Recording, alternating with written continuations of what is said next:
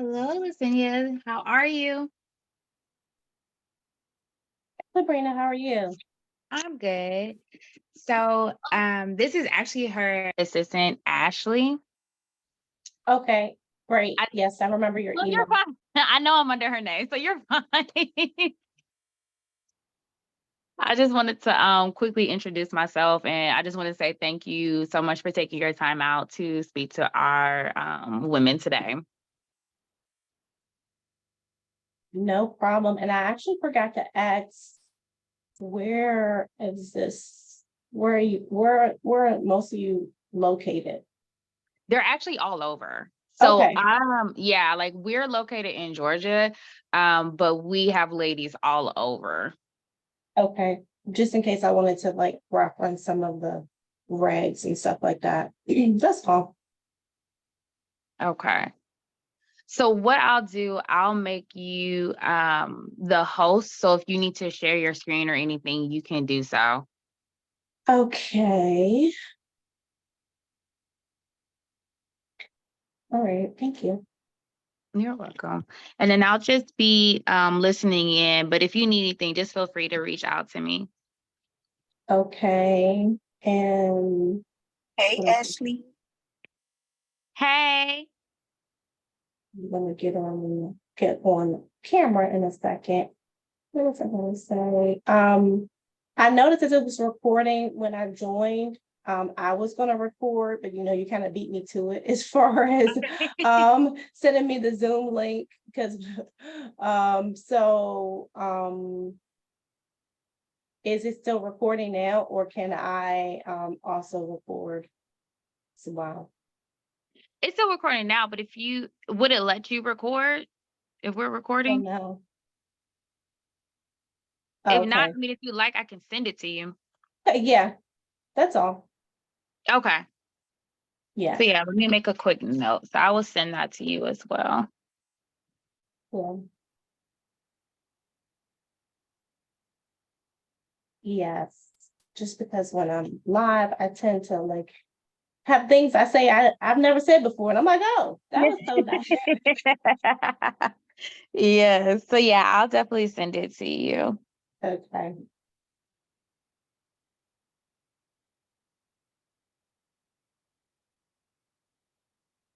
And Oh, it's saying that as soon as it's not letting me start my camera. Let me see. Let me play around with it.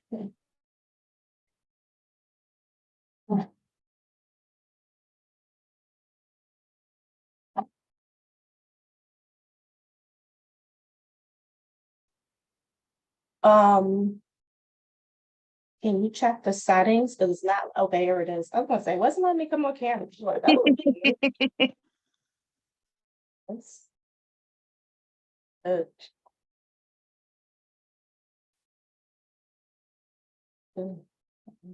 shiny.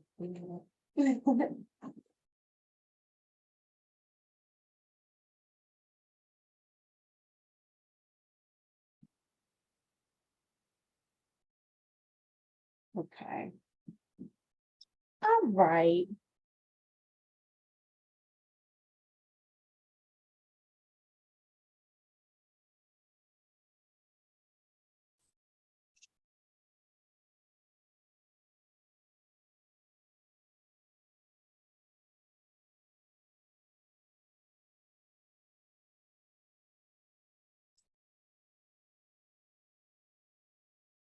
In the words of Kevin Hart, all right, all right, all right. It's 7:30. It's 7:30. And I see we're logging in. So we're gonna give everybody about 5 minutes. Hey everyone. Um,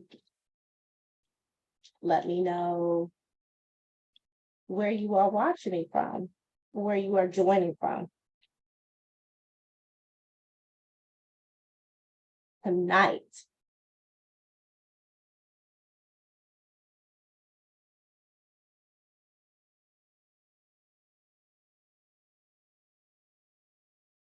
You'll let me know in the chat.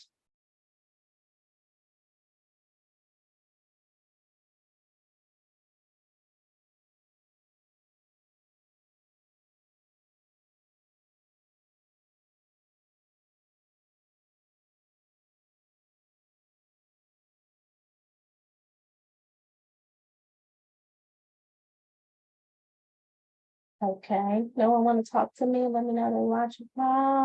Okay,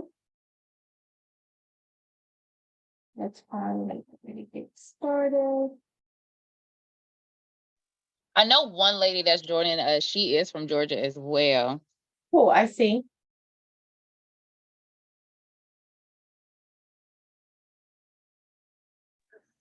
I'm in South Carolina. South Carolina. Okay, thank you.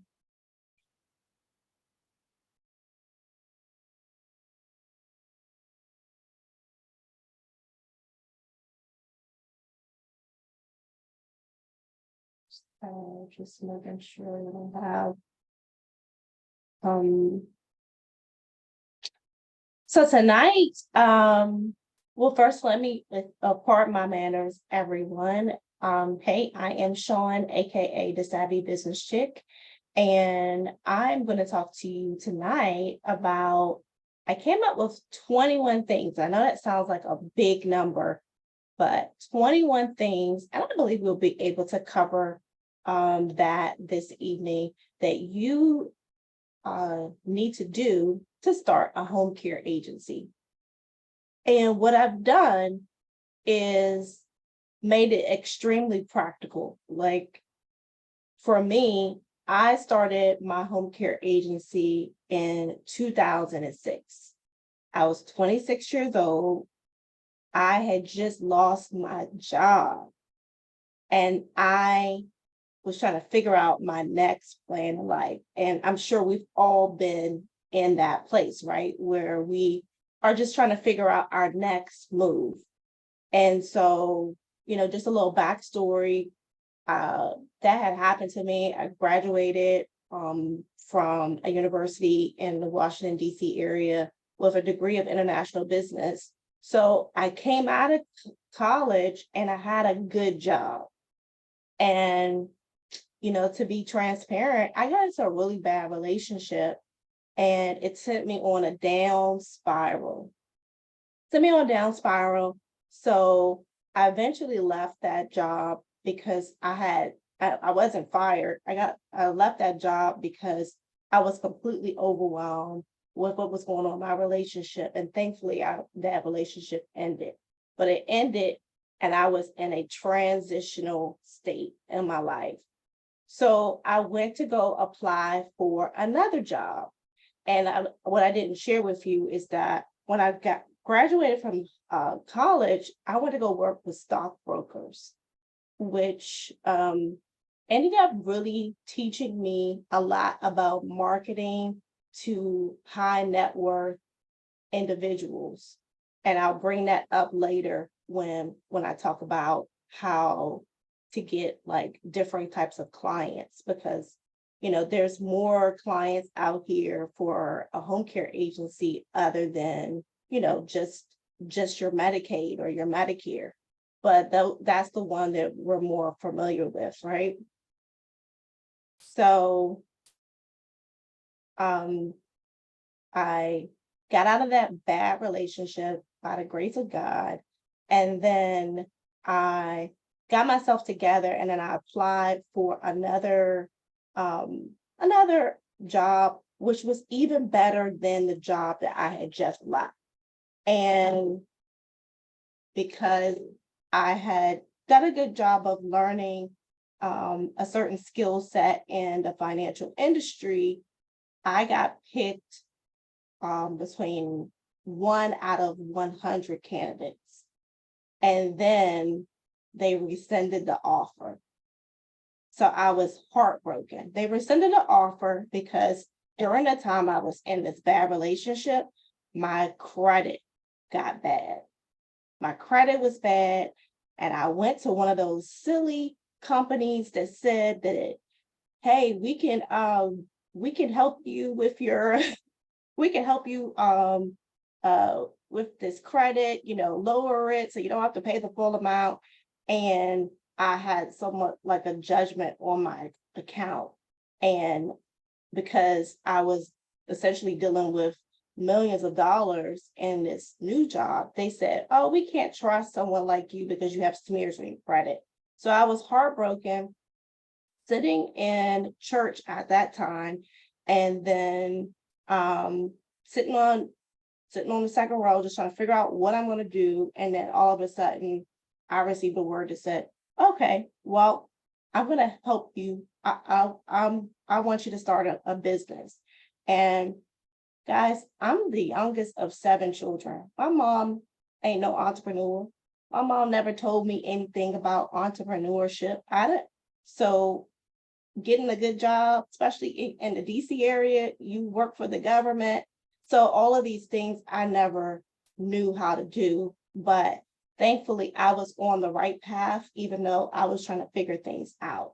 So I got introduced to a woman who had a multi-million-dollar home care agency, and she had started in the 80s.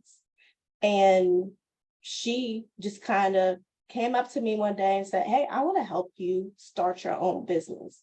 So one of the things I always say when I introduce myself is, hey, I'm the Savvy Business Chick, helping you know your purpose and destiny in the marketplace. And our marketplace just so happens to be the healthcare industry, right? So I ended up getting aligned with my purpose to be an entrepreneur, to be a business owner in the home healthcare space. Now, unlike you guys, I have no experience in healthcare. As you heard, I went from a financial company to getting introduced to this registered nurse who convinced me to start a skilled agency. So it is very possible to start either a skilled or non-skilled, and I'll go over the difference with how to start one in your state in these 21 steps. But I'm sharing with you the first part of my story to let you know that you don't have to be born with a silver spoon in your mouth per se. You don't have to have gone to business school. Yes, I have a degree in business, but I knew nothing about entrepreneurship. So I needed someone to help me know how to register a business. They don't teach you that in school. They don't teach you how to register a business. They don't teach you, what would be the benefits of an LLC versus an INC. Business school actually teaches you how to, even if you went to get like an MBA, it teaches you how to be a good manager of somebody else's business. And so here in this training, if you don't mind, I'm going to be very transparent with you and share with you guys 21 tips to start your home care agency. And this can work in any state. Of course, some of the regulations will be a little bit different, but I want you to feel free to ask me questions in the chat. And so if I'm moving too fast, let me know. And if you want a better understanding of this, I'll stop and I'll, try to look at your questions, because I want to kind of stay in line. We're going to take some questions towards the end, but if I can fill in the blank while I'm on, maybe step 3, then I want to help you so you can understand step 4, 5, and 6. Does that make sense? You guys can talk back to me. Or at least put something in the chat. All right. Okay, so we know we have Georgia, we have Florida here. Georgia here in South Carolina. Someone else just joined. Where are you joining from? If you don't mind sharing. That's for me. Oh, Florida. Oh, and I just so happened to call Florida. Okay. All right. Now, but I'm going to go over these 21 steps, right? So, I'm going to make it seem so easy. You're going to be like, okay, I can do this. But first, I want to poll you and ask how many of you actually are interested in starting a home care agency. You can put. I if you're- am. You are? Okay. I am. Okay. Great. All right. So I believe this, either you can take notes or believe this is going to be shared with you. Step one, very simple. You're going to register your business. A lot of times people come to me and they want assistance with starting a home care agency, but they haven't even registered their business. And I'm putting this in the chat. Register your business. Now, what I find happens with a lot of healthcare providers is that you have to do a mindset shift from being an employee to an employer, right? So sometimes people will just say, well, I'll just do everything initially. And so just a little bit out of fear, they will start, or they would say, well, I registered as a sole proprietor. Isn't that good? Just know that if you register your agency, if you register as a sole proprietor, you cannot technically hire anyone underneath you because you are a sole proprietor.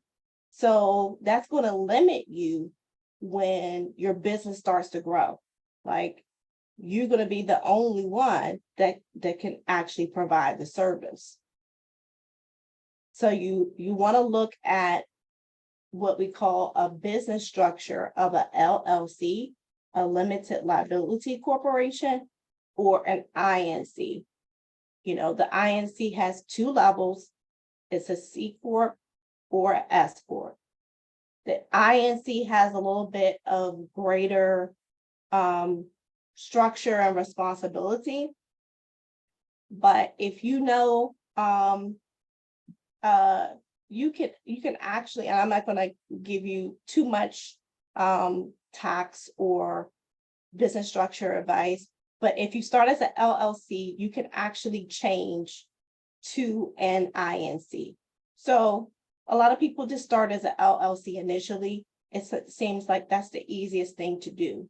Now, I will tell you that for a lot of states, if you start as an LLC and you have a business partner, let's say your business partner is one of your friends, let's say your business partner is one of your colleagues or family member, then you have to get what's called, and this is only for LLC, an operation agreement. Because with an INC, it's kind of easy to know, oh, this person has 50% and this person has 50%, or this person has 30, or this person has 70. But with an LLC, they have what's called members. So you're just a member, and there can be a chief executive member, which would be the equivalent like a CEO. But most of the time, if you're applying for a state license, they're going to want to see an additional operating agreement if you have more than one member in an LLC. If it's just you, you're fine. But if you're going to have like a business partner or something like that, then that's an additional requirement that you'll need. Second step, so pretty self-explanatory, you're going to get an EIN number. I've had people go to LegalZoom or pay someone to get an EIN number. Just know that that is free. So you get your EIN number. Your EIN number will be associated with the main person, the main business owner's Social Security number as well. So just know that there's a place on the IRS website that you would go and get that. Now, step 3, every Florida, I know Florida's in here. they require, for some of the licenses in Florida, they require a business plan. But if your state does not require you to do a business plan, I would caution you on stressing yourself out on doing a complete business plan. And I would encourage you to do a business outline and business planning. Now, what's the difference between a business plan and a business planning? Business plan is a formal document that has like an executive summary that talks about, what your business is going to do. Then it breaks down what's called like a SWOT, your SWOT analysis. What are your strengths, your weaknesses, your opportunities and threats? It breaks down your market research, who your target audience is, how you're going to market, your initial budget. It breaks down a lot of things that what I find people just haven't figured that out yet. And I feel like from the way I started, and I'll get back to that story, it's okay to not have everything figured out initially, because sometimes a lot of the people I've worked with, they may have started out, oh yeah, Sean, I want to serve pediatric clients. And then all they get is disabled veterans when they first get started. And then I would nudge them and say, hey, just like it seems like the marketplace is calling you to assist disabled veterans. So do you really want to just keep denying and leaving money on the table? Or do you want to go where the marketplace is calling you? Again, that's what I said, my statement that I've always said for the past couple of years, knowing your purpose and destiny in the marketplace. And then that also can help you with what we call a niche, because not a lot of people may be doing that. I mean, not a lot of people may be helping that group of people. And here they are swarming to your agency. So business planning, can go, it's, how I break it down is like your idea phase. Okay, this is my idea. This is my dream. I've always dreamed of doing XYZ. And so it can be extremely informal, because this document for your business planning should be just for you. It should be just for you. And then it should be parts of this business plan that you should, business planning that you should at some point make a little bit more formal so you can share with someone else. So your business planning should have a outline, what's your dreams and aspirations, why, maybe what's your why. That will be opposite from your SWOT. What's your why? Why do you want to get started? Sometimes people's why is, I was a family caregiver and we had to hire an agency to help my grandmother, and I didn't like the way that they did things. I want to do things better. Sometimes it is, hey, we are, it's not a lot of good agencies that's represented by, my skin color in my community. It could be a lot of different reasons, and that can be your why you're getting started. And sometimes we have to look back at our why to keep us motivated. So the other things in your business plan could be, you should do some form of market research. Now, market research, I'm going to mention that a couple of times. And it's probably going to be mentioned at least 2 other times in this 21 steps, right? Because market research at its simplest form is just knowing who you're serving, what's your population. So getting information like, well, how many seniors are in, what part of Florida are you in? I'm in Pembroke Pines. Okay. So you can say, okay, you can do like there's in-depth market research, and then there's like, market research you can Google, right? So then you would look at how many seniors are in Pembroke County. And then actually let's pull it up, right? I want to show you how easy it is. How many seniors in Pembroke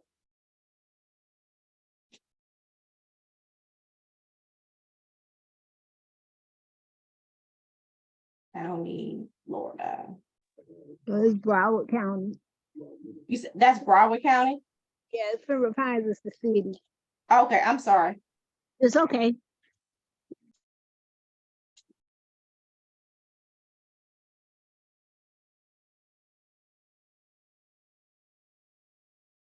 Okay, so I'm gonna share. Okay, so it says it is 323,755,000 people who are seniors in Broward County. Isn't that a lot of people? Yes. Good Right. God. And so one of the things when I work with I hated statistics in school, right? And now I use it all the time. And I mostly use it to help someone like you, to motivate you that it's, even if we drop this number to 50,000, right? That would still be a lot of people who could use your service, right? Right. Look, sometimes I'd be like, all I need is 100 clients. All I need is 50 clients. And it's 323,000 seniors out there. And let's say, that's what I said, when I dropped it to the 50,000, let's say if some of them are healthy, let's say some of them have a family member that's taking care of them. Some of them have another agency that's already taking care of them. Some of them are on Medicare and I don't take Medicare. Some of them can't afford my services. So I have eliminated all these people, right? And I still have, even if we drop that to 10,000, wouldn't that still be a lot of people to serve? Yes. And so when we look at information like that, can I ask you if you're now motivated? Like, wow, I thought it was so many agencies out here, but they can't possibly take care of all those people, right? They can't. Right. So that's why I say I like the business planning stuff a little bit better than the business plan is a little bit formal, because then I would have taken that information in my own little personal journal that I'm writing all of my ideas, writing all of the things I'm learning, and I would say, okay, so I'm gonna have, maybe I would write, an affirmation. I'm gonna have 75 clients in Broward County by 2025. Just write little goals, and that's why I said this part is just for you. And then now I'm moving on. Thank you. Go ahead. I said thank you. Yeah, so now I would move on in my business planning phase. So now that I got enough motivation, so these things we want to do first, because they're drivers. So now I haven't really told anybody about this, but now this is motivating me to keep pursuing it. So these little things are the business planning. So you're writing down your ideas, your ambitions, your dreams. You're writing down a little bit of the market research. Then you would do you would do another market research. And I'm just going to kind of stick with your county right now. And I'm going to show you one more thing.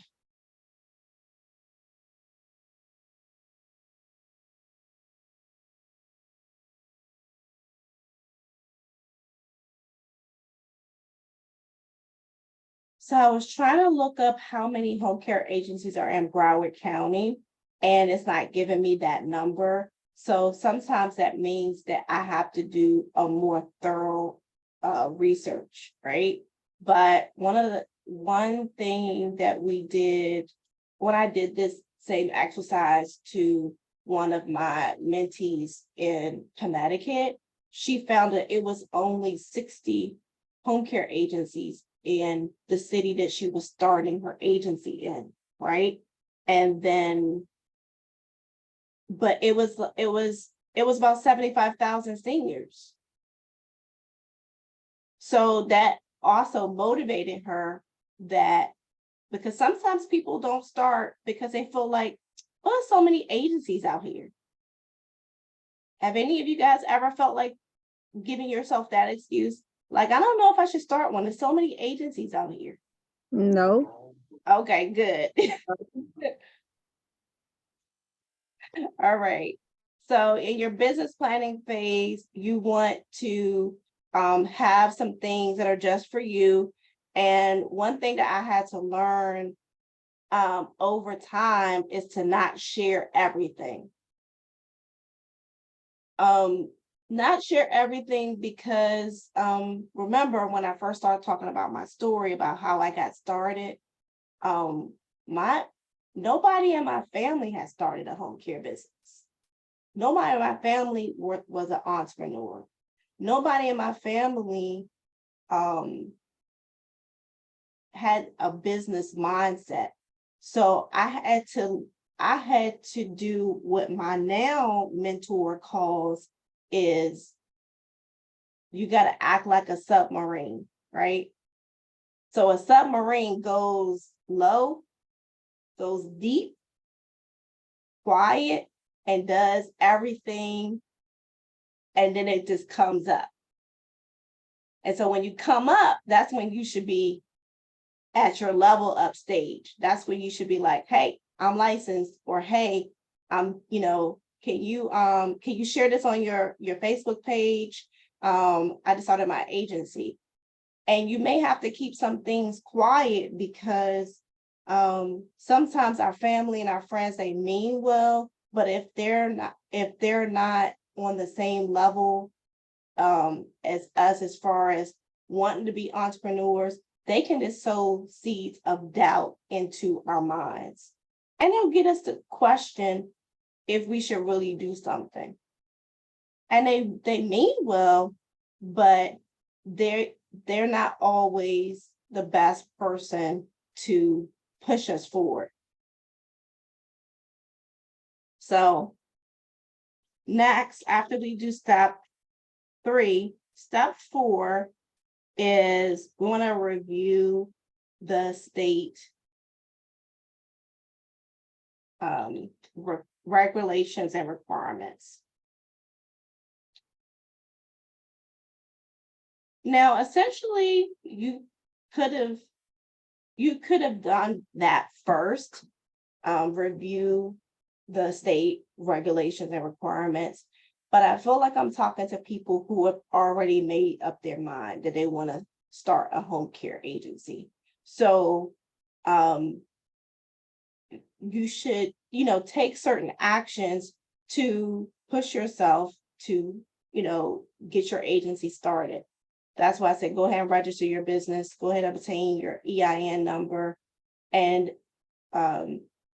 just set certain tasks every week or every other week to be doing something regarding starting your business. So you want to review the state requirements. Now, one thing about home care or home health care is that our industry is a very regulated industry. And we have rules to follow that other industries don't have. So if you wanted to start a bakery, right? You would do step one, register your business. Step two, get an EIN number. Step three, you could do some business planning. Then, you could have a storefront, or you can, initially do some baking out of your home. If you have a storefront, you probably have to get, like a certain food safety license or stuff like that. But you can essentially just get started. You don't need an additional license to run your business like home care. Home care, there's only now 3 states that you don't need a license for, and that is Michigan, Iowa, and Massachusetts. You can literally do step 1 and step 2 and start marketing your business and just start going after clients right now. But other states, they want you to get a license. So one of the things you should do is review the state requirements and regulations. That is something that my mentor advised me to do initially, and it really helped me to be a smart entrepreneur, a smart business owner, and it's going to help you when you get to the policies and procedures, to writing your policies and procedures. So you review those and try not to get overwhelmed, but a lot of times it may help you with what kind of license you're going to get. Are you going to start with as a non-medical home care agency, or are you going to start with as a medical or skilled agency? So a lot of times if you want to start as a medical or skilled agency, the regulations will say, hey, you need an RN to get on your application. For a state like Florida, you would need, in the regulations, they say you gotta have an office space. For Georgia, you could start in your home. So every state has its own rules and requirements. So rules are the regulations. Requirements may be, oh, you have to get this license. You gotta have this much experience if you're going to be an agency manager. So that will be like the difference, and you should just review those and just have as a good understanding. You may not know everything about it, but you should definitely review it. Take some time to review it. So that's step 4. Any questions before we go to step 5? No, not at the moment. Okay.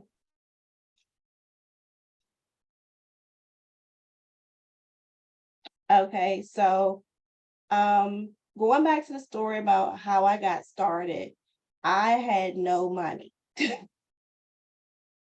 Right? I told you guys, I had just lost my job. I had no money. So I had 2 part-time jobs, and then I had this mentor that I had to pay, and I was starting my business. So the best thing I could do was to start putting money aside. Now, because you have your business registered and you have an EIN number, you can actually put money aside in your business bank account, because guess what? I shouldn't be touching this anyway. Now, that could be, then you have to go back to your business planning document. Okay, so when did you write down as a goal that you want to be officially licensed, right? Did you, like, say right now, it is August. There are a couple of states that you can still get licensed by the end of this year. Georgia is one, Connecticut, Tennessee, Pennsylvania, Ohio. Of course, we talked about Massachusetts, Michigan, California, just off the top of my head. some of those states, 3 to 6 months. 3 to 6 months you can get licensed, right? So you start putting money aside.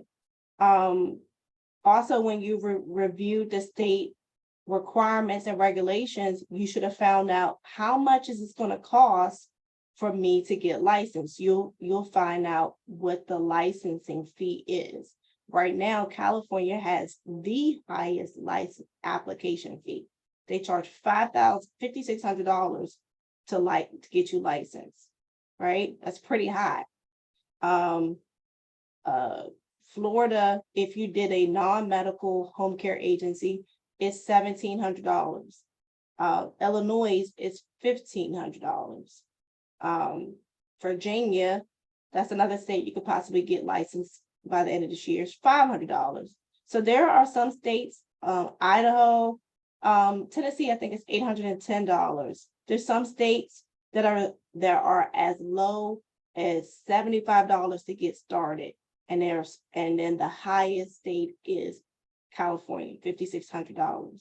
So you have to put that in your goals, right? So if you don't have that in if you were like me and you didn't have that much money in your bank account, right? In your savings, and you don't want to ask anyone to help you, or you don't want to take out a loan, then you're going to have to put in some extra shifts, do some overtime, or grind to pay for that. So then that goes into your business planning. And then you would write a little note, my startup cost is, and that's getting to step number 6, establish a budget.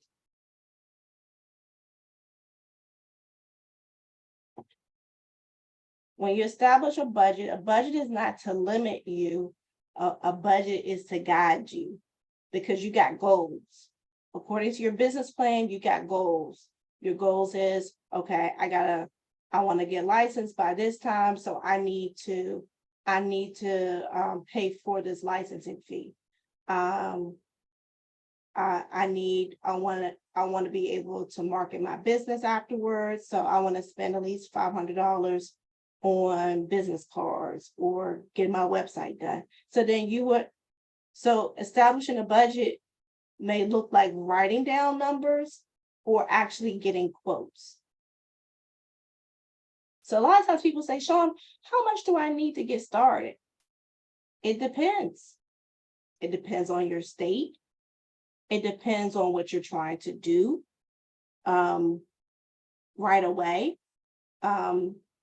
I can tell you, like I said, I was able to start in the basement of my home. So I didn't have any overhead. I paid for the license fee. That was $500.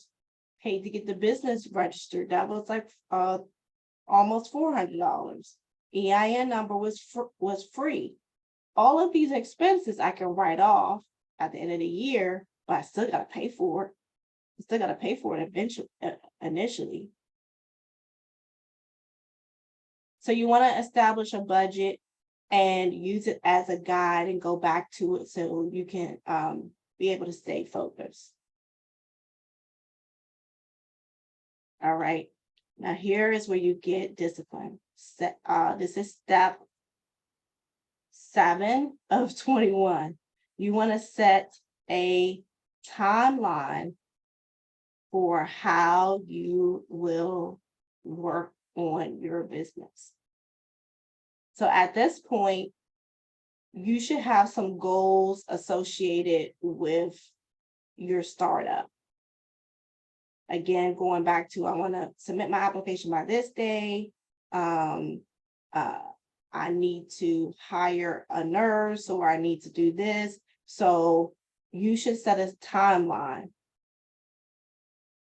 The reason why you should set a timeline, because a goal without a due date won't get accomplished.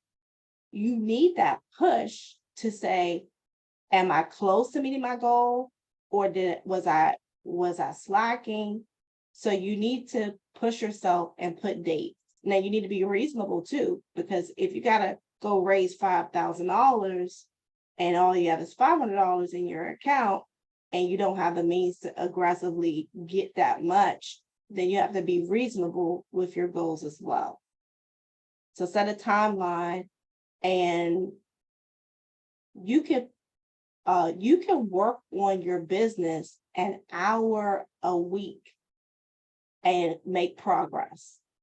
But some of us are not disciplined enough to set aside time to do that. Thankfully, I had a home care mentor. So when I got started, so I was always working on my business whenever I met with her, because she kept me focused. Because I had all kinds of things happening. Remember, I told you I got out of a bad relationship, so I was still a little bit unstable. I had moved from Northern Virginia back into Washington, D.C. I had, moved 2 times. I had life happening. Some of us, have children, we're married.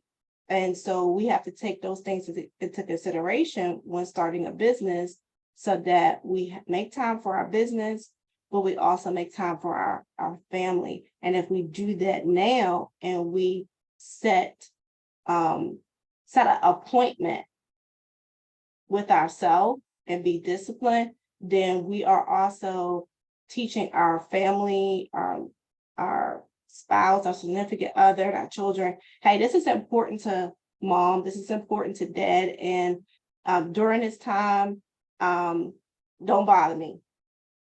So step 8 is, this is what I've been kind of talking to you guys about the whole time. Start working on your mindset and personal development. Now, remember I said earlier that a lot of us have an employee mindset, and we have to transition to an employer and an entrepreneur mindset.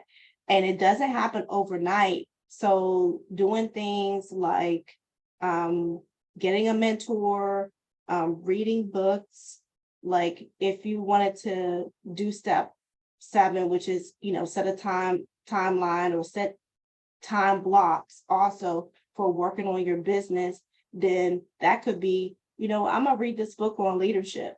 I'm going to read this book on marketing. I'm going to take a training on social media.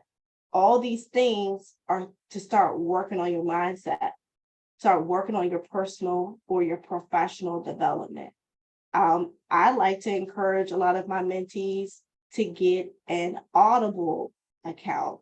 Audible, that's the audio books, right?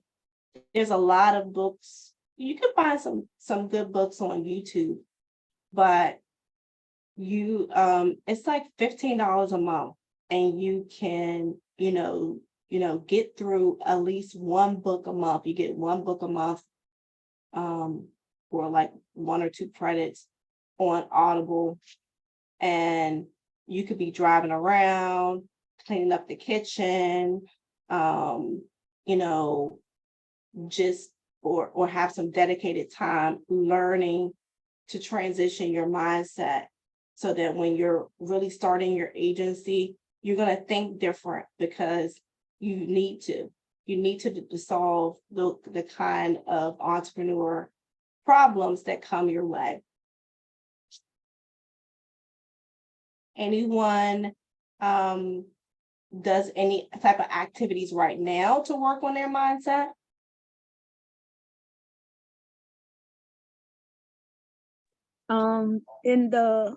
In Sabrina's group, we're starting a book club where they started a book club where I think we're reading how Millionaires Club, something like that.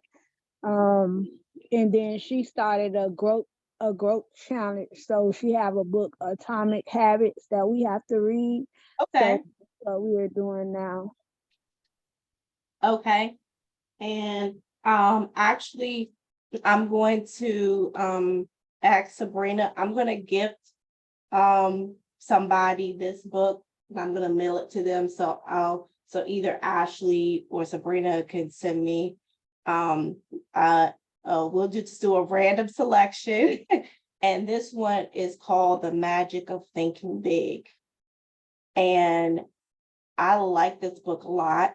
And this really is a good book for helping with your mindset. And it has like little exercises in here that are also helpful. Now, this book is on Audible, but I would gift, this book so that you can go through it. Now, I have the book, but I listen to it on Audible, and then I go to, like I said, chapter 1 is believe you can succeed and you will.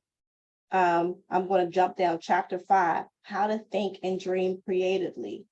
Chapter 7, manage your environment, go first class. Chapter 9, think right towards people. Chapter 10, get the action habit. So it has 13 chapters. 12, use goals to help you grow. How to think like a leader. So this is a good book. Look, they're not paying me. I just know that I still to this day work on developing my mindset, because one of the things we need as entrepreneurs, more than leaders, more than business owners, is we need to have faith in our business. We need to believe in our business more than anybody else. We need to believe in our business to be able to sell, market our services, to be able to recruit our staff, because they're going to feel it when they talk to you. And if they're not feeling, okay, this is an agency that is worth working for or working with, it's going to come out in your conversation, and it starts here. Step 9. Now, this is, I would say at some point you should get a mentor. Not necessarily me, but you should get a mentor, like Sabrina, a mentor, consultant to help you with the application. So there are parts, I always tell people, can you complete, can you get licensed all by yourself? You can. Let me repeat, you can. You can get licensed all by yourself. It's just going to take you longer. Going back to my story, remember, I have a degree in international business, worked with stockbrokers, managed $100,000 accounts, got selected 1 out of 100 to do a merchant banking job, managing millions of dollars. But it was so many things I did not know about running my home care business initially, that I'm so glad I had a mentor. And it was all the difference of me. Remember, I said I started in 2006. Within 22 months, not even 24 months, which would be 2 years, I generated 3.3 million in revenue with 13 clients. I talk to people now who have been in business for 8 years, 10 years. They're still at 1.7 million in revenue. Is that a good amount of revenue? It really is. It's 7 figures. But what was the difference? On paper, they have more clients than me. What was the difference? It wasn't just because I had skill. I had good quality clients. And then my mentor taught me how to sharpen skills that I already had. I already was really good with marketing. She helped me sharpen how to market in the home care industry. I would I had no skills in management or HR. She helped me with recruiting and retaining my workers. So there were definitely lessons that I learned from her or from a mentor in general that propelled me to the next level. And I believe would definitely help you with completing the application in a timely manner. So I say step 5 is hire or work with a mentor, consultant, or coach. And you don't have to, let me tell you, you don't have to work them from step 1 to step, from scratch. Sometimes people just you may get to a part of the licensing process, of the application process, and you are having some challenges.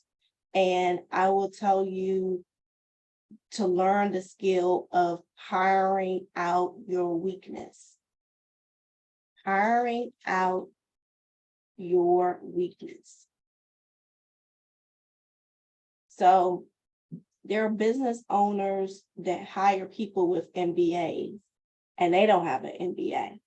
There are business owners that hire someone who created a patent, even though they were not as smart or intelligent to create a patent or an invention, but they hired out their weakness to propel their business, to propel whatever they were doing for their business goals or industry. So learn what things you should continue to struggle with and what things you should hire out.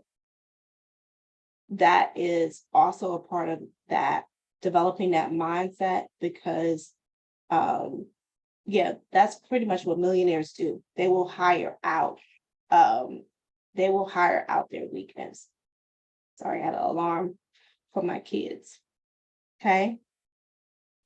Step 10 is, okay, because we have set a goal, we should be submitting our application. So when you submit, you've already had a checklist, you have all of the requirements, you created your policies and procedures. You should submit your application. You have to, even if you feel like, well, I don't know, I don't want them to send it back. Even if they send it back, guess what? That's your opportunity to correct it. I just helped one of my new mentees submit their application in Illinois, right? We were working on Zoom. I shared my screen. She saw me type out her business name, and she actually mailed her license on Friday. They responded back to her on Wednesday, yesterday. They said, we got everything, but we need you to correct page 3 and 4 because your application, your name, the business name on the application doesn't match what's in the state business registration office. Is that the end of the world? No, we submitted pages 3 and 4 the next day. And she got a chance to see how fast they actually reviewed her application. So that made her even more motivated that, wow, if I would have, kept holding on to it, it would take me longer to fulfill my goal of getting licensed and being a home care agency owner. So go ahead and get off the bench, pull the trigger, and just take that step of faith and submit your application. Step 11. So normally when I do work with someone in my home care licensing program, right after we submit your application, we start working on things like branding. So step 11 is work on your branding. Now, you may have already done some of these things, but working on your branding means finalizing what's going to be your agency colors. Sometimes I have ladies who start home care agencies, and you'll pick, like a color like a pink or purple. And I'm not saying don't pick that color, but I want you to remember you will have a male, you will have a male caregiver or a male nurse. And if you ever want to have like a company uniform or a company shirt, like what color they gonna wear? Like some guys are gonna be like, oh, I don't want to wear this color. So just, make sure it's not your favorite color versus a color that you're going to use for your business. So you should, look up, the definitions and the moods behind some of these colors. You should work on your branding colors. You should finalize your logo. If you haven't already gotten that developed, that will be your branding. What's going to be your company message? That could be your tagline, your slogan. All these things can be worked on in step 11, or at least finalized if you already thought about those things. Could be company colors, company logo, your mission statement, your values, and your tagline or slogan. Step 12, again, this is very similar to what I do in my home care licensing program. Step 12 is start working on your website.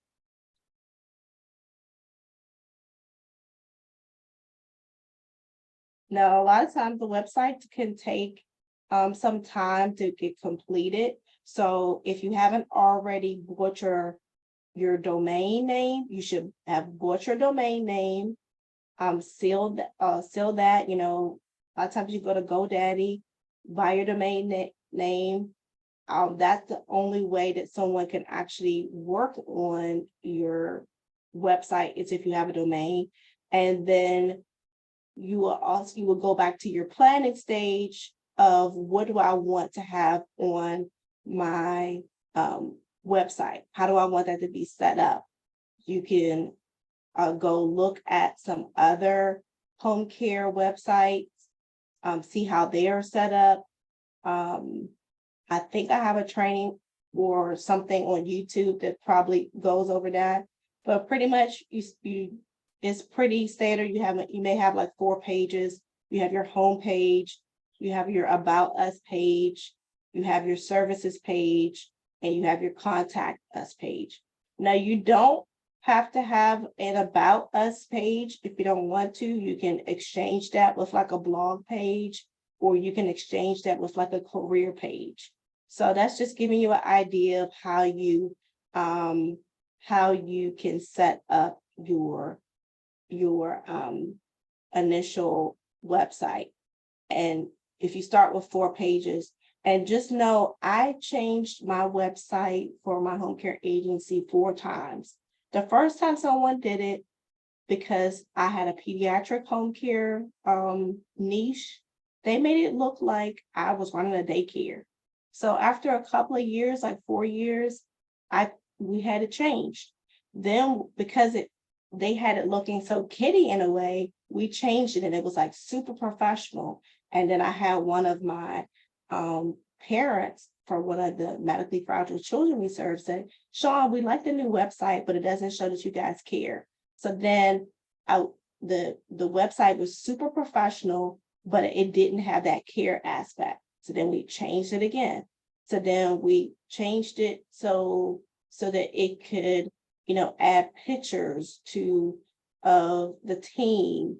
And then lastly, we changed it and made it more bolder, more edgy, more modernized. So don't ever feel like you're stuck with something. You're not what do they say? You're not a tree. You can get up and move. You can make little changes to, your logo,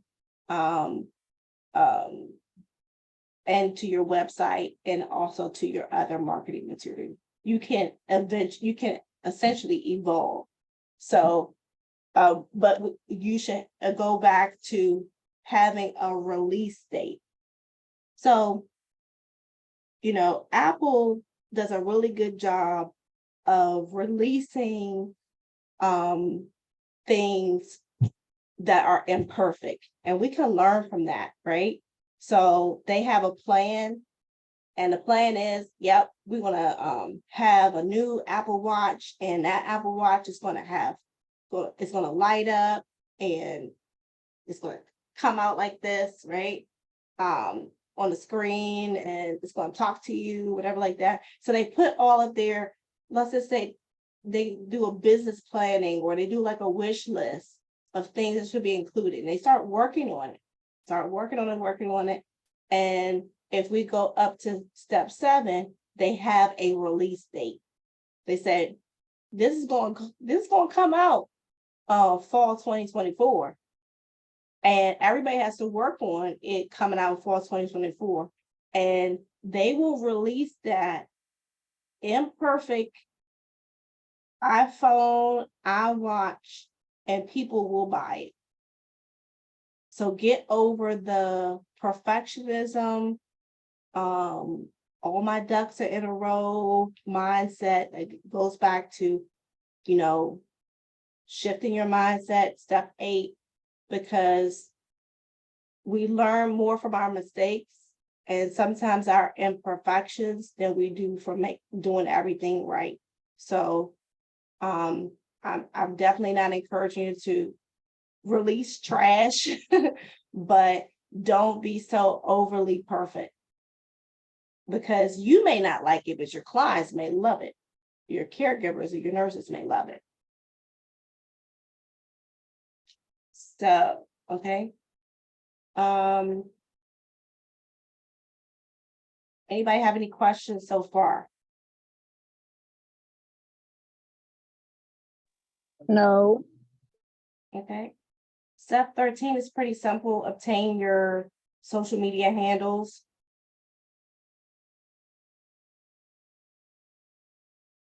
My preferred ones, and I'm just gonna drop all my jewels here. I can't tell you how I use them in this session, but let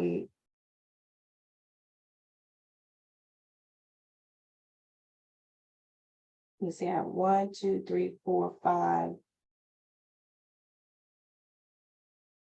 Okay, so I used to say my top 5 is Facebook, YouTube, Pinterest, Instagram, LinkedIn, but now I've added a 6th, and now I have added TikTok.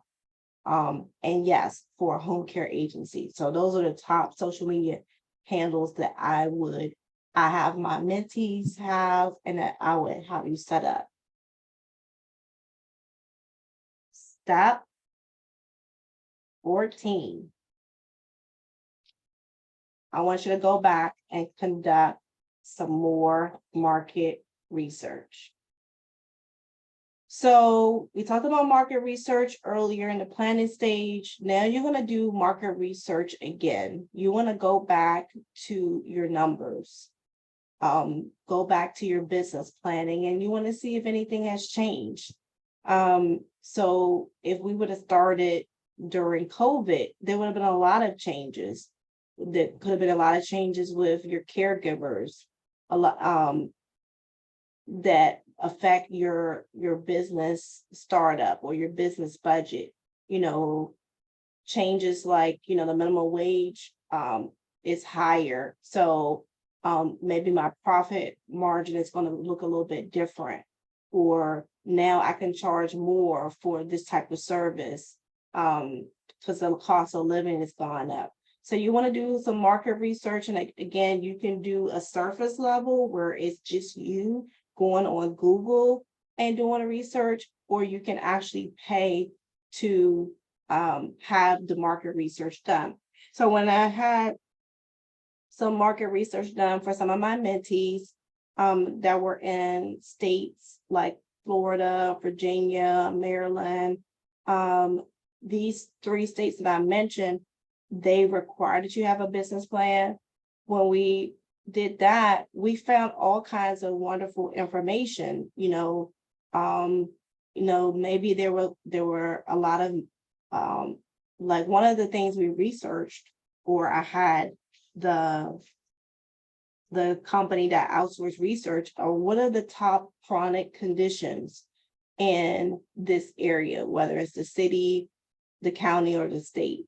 And like one of them was, oh wow, there was a lot of people, like I think number 2 or 3, I can't remember which state, I don't think that was Illinois, who there was a large amount of people who had cancer.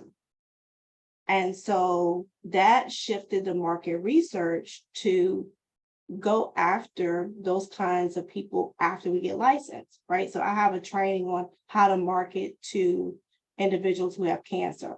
Do you know that individuals that have cancer, they need assistance during treatment because chemo or radiation, during post-surgery, or they need assistance if they're in the final stages of their of having cancer. So that is an easy win for someone who's non-medical. They need assistance. So that shifted some of their market research, and then we developed a marketing campaign for them to get more clients or get their initial clients using that market research. So you want to go back to the drawing board, see if anything has changed, and adjust, because you're almost about to go live. And it's best if you go live with your most prized product, right? Your most prized service, because that's the one that you're going to get the most amount of results from first.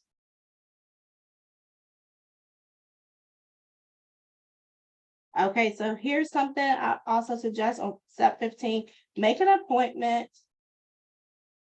to talk to a tax person or CPA. Now, if you have someone that does your taxes, I say talk to them. A lot of times the person that does your taxes, whether they do it out of their home, they most likely have someone that has a business, and I would just ask them, hey, I just started a business. Is this business structure? Do you have any things that I should be doing in my first year or second year that will save me money?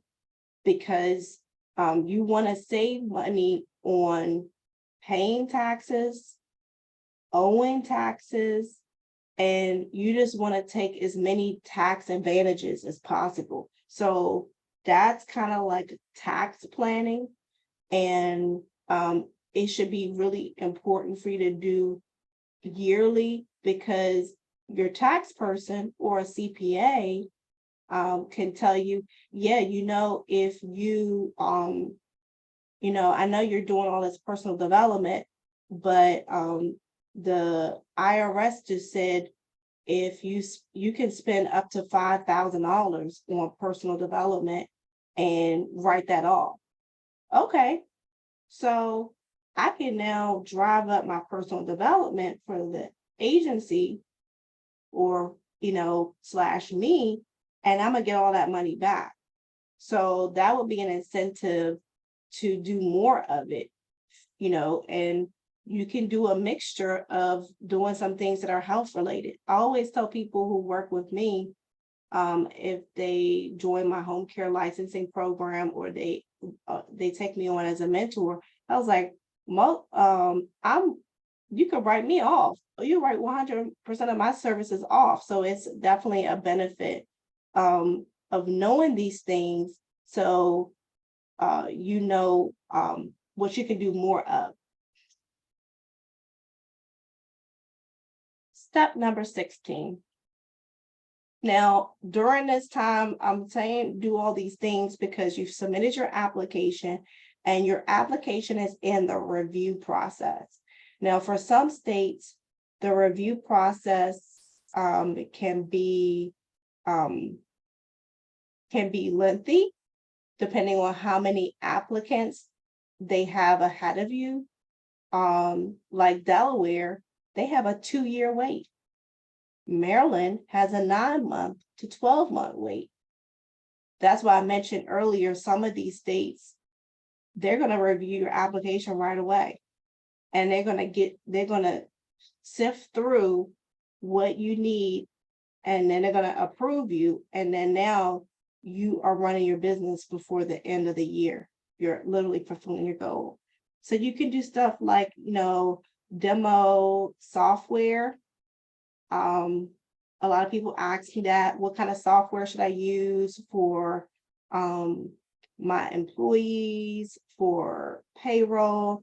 I say demo is actually taking a look at some of these softwares and these systems, but do not buy.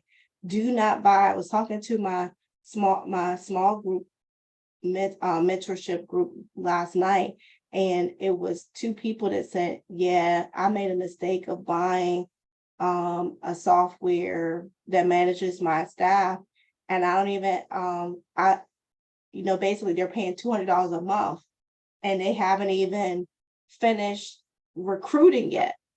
So they're essentially having an expense because they were trying to be efficient, which I totally respect and understand, but they can't even utilize it yet. So I say demo, but don't purchase, because a lot of these softwares, they make you sign a 1-year contract.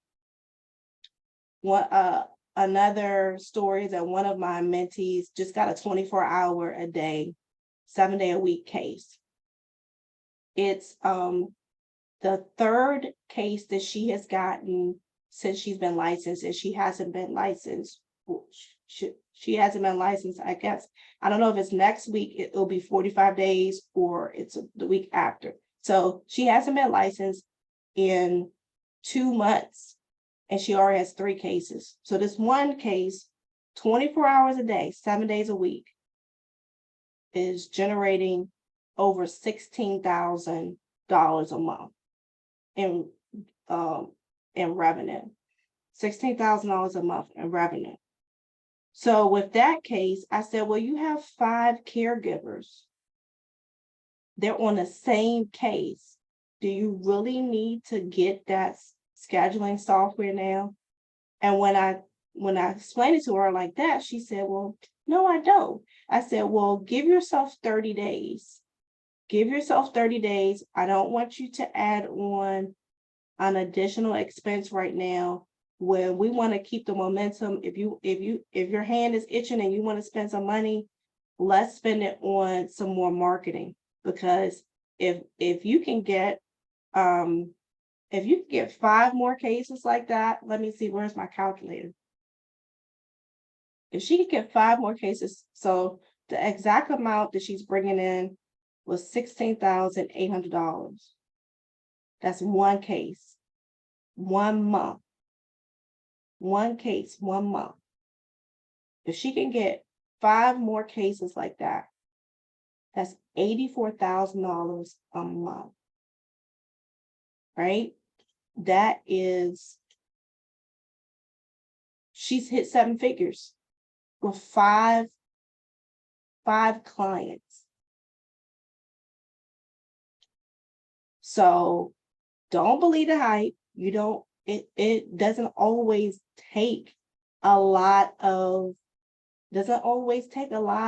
clients to hit high figures, to hit the high 6 figures, to hit 7 figures.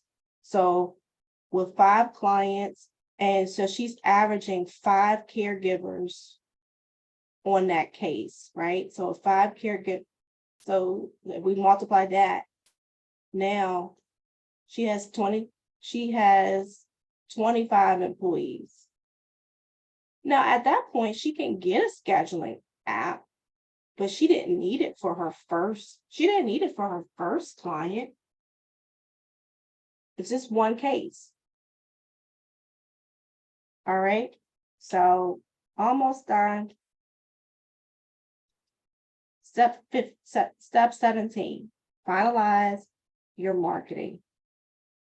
So in my home care licensing program, at this stage, we're developing your marketing material, like your brochures.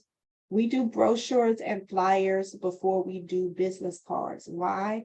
Your business cards don't really have a lot of real estate. They just say your name, your company name, and your logo. But if I was to leave that with someone, will they really remember what made me stand out? What made my agency stand out? Not exactly. So we recommend, the brochures and the flyers first, and we actually develop those for individuals in our licensing program. And then we'll do the business card afterwards. And we also help you with your social media templates as well. So, but if you were doing it on your own or working with someone else, that's the order I would do: brochures, flyers, preferably a postcard flyer before business card, but brochures, flyers, and then business cards. Okay, so you want to finalize your marketing material. Why? Because you're going to need things to hand out once you get licensed.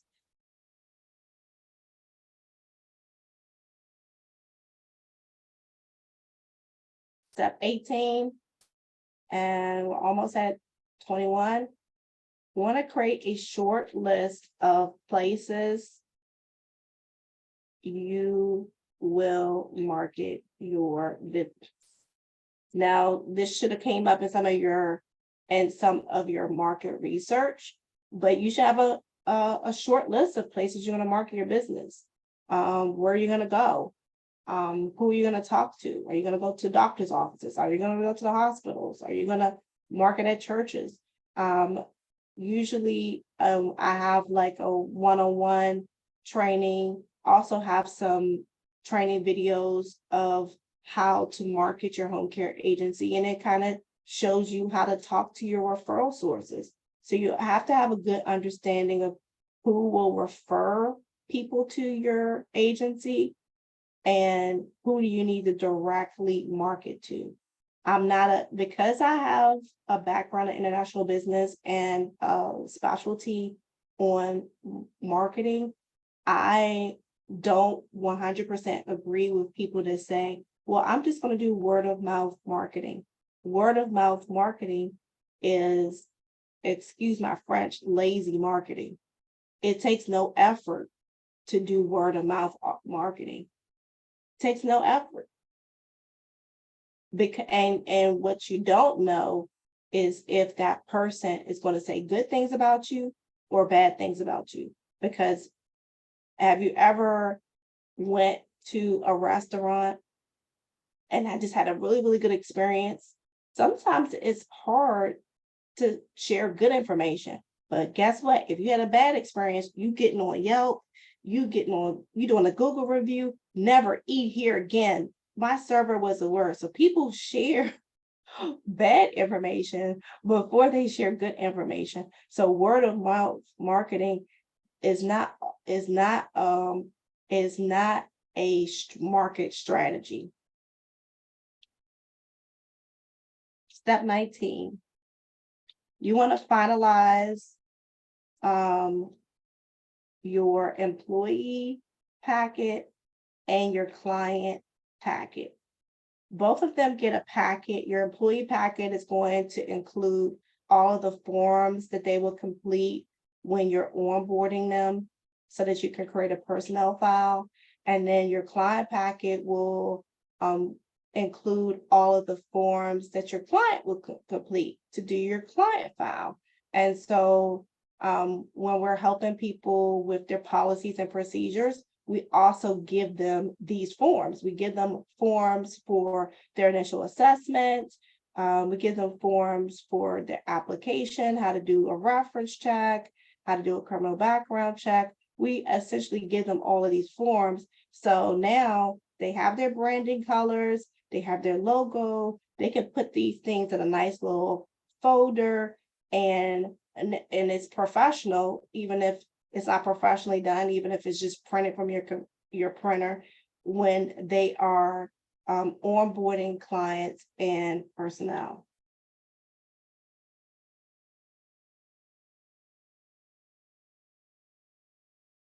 Now we can move this up, but step 20 doesn't always happen in every state, but you want to get ready for your survey. Getting ready for your survey. A survey is what they call your pre-license interview. They've received your policy and procedures. If you needed to make any changes on that, they would have sent that to you in advance. And so it is essentially your step before getting licensed. Sometimes the survey is really chill. It could be, hey, we already reviewed your policy and procedures. So basically, we're just letting you know these are the things to do and these are the things not to do. So other times in some states, they're just taking a deeper look at your policies and procedures. And so they can say on site, because some do it online, some do it on site, they can say, okay, well, we want you to change this. We'll give you a couple of days to do that. Then it can be up to 30 days. Sometimes it could be 2 weeks. You'll make the changes and then they issue you your license. So step 21, which is the last step, and sorry that it took so long, is get ready to go live. So we've already finalized your website. We did that a couple of steps ago, so you can essentially publish your website. If you haven't already printed your brochures, sometimes it's good to put your license number on your brochures or flyers so people can know that you are a valid agency. You can print those out and then you're essentially going live. You can start telling people that you haven't told that you're in business, you're ready to receive referrals, and to essentially start marketing your business. That should be one of your first functions, is start marketing your business and recruiting staff. You do that simultaneously. Just like how you walk, you put one foot in front of the other, you do recruitment, marketing, recruitment, marketing, recruitment, marketing. And I have had people who did not listen to my advice about doing it simultaneously, and they've accumulated a lot of caregivers, and then they try to go to do marketing because I guess essentially they wanted to show the client, hey, we have all of these caregivers to choose from, all these nurses to choose from. But what ends up happening is that that caregiver goes to go apply to another agency that gave them a job right away, and now they're not available. So don't set yourself up like that. Do these things at the same time and be equally aggressive about both. But then that is how I would advise you to start a home care agency, and in 21 steps. And I know that was long, but I think we covered everything. Now, any specific questions on how to get on what we covered tonight? No, not really.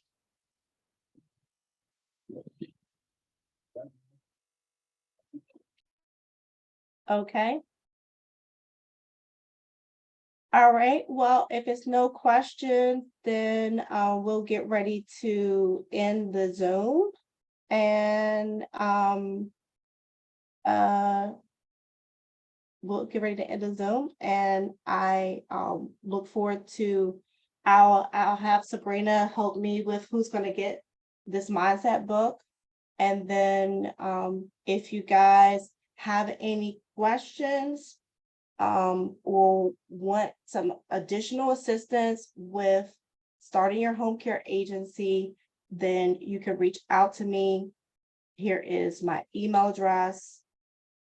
And I am on Instagram, I'm on TikTok, I'm on LinkedIn, I'm on Facebook, I'm on YouTube as Savvy Business Chick. So you can look me up and connect with me there and send me an email if you have any questions. Okay, Yes, thank you. It was very informative. all right. You guys have a good Thank evening. you. You're more Wait, than welcome. wait. I'm trying to get the email address. Okay, I posted it and I guess they can also send it to you and then we'll go from there. Yeah, okay. Okay, thank you. Have a good night and thanks Hi, for your lady. time. Okay, bye.